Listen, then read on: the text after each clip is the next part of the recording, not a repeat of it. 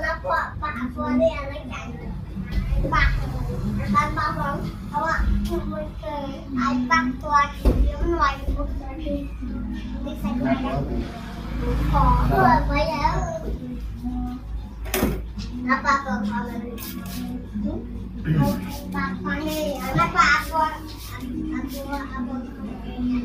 แกนปากแล้วปากตัวอันนั้นปากมันจะปาก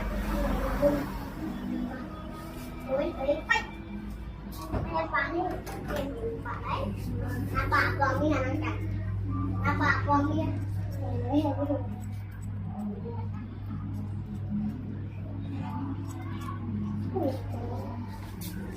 ไอ้ตีเลย